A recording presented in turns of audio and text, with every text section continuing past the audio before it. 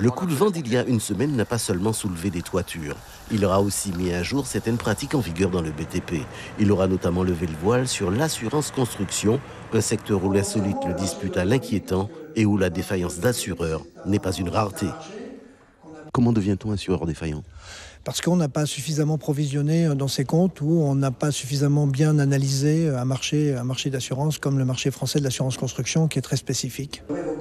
Si les sociétés d'assurance ne sont pas à l'abri de défaillances financières, à charge donc pour les professionnels du bâtiment de faire le bon choix, car dans le domaine de la responsabilité décennale, un maître d'ouvrage mal assuré prend le risque de se retrouver seul face aux conséquences d'un sinistre. Les artisans, les entreprises, les maîtres d'ouvrage, les bureaux d'études, les architectes qui sont assurés auprès d'un assureur défaillant se retrouvent sans garantie du jour au lendemain.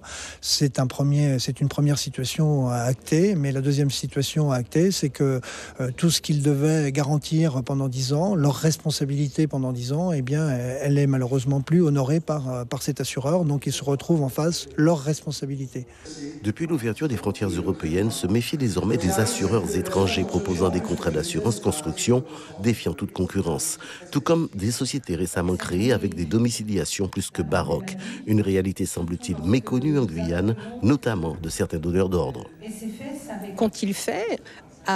Ont-ils l'habitude de vérifier justement les fameuses assurances décennales transmises par les entreprises de construction ?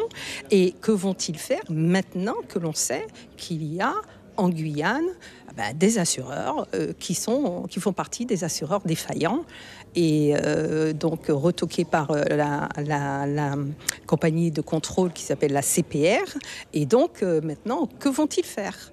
En attendant ces réponses, inutile donc de préciser que pour travailler dans le BTP, il faut obligatoirement être assuré, de préférence chez un assureur réputé pour sa solidité financière, de temps qu'en Guyane également, le risque zéro n'existe pas.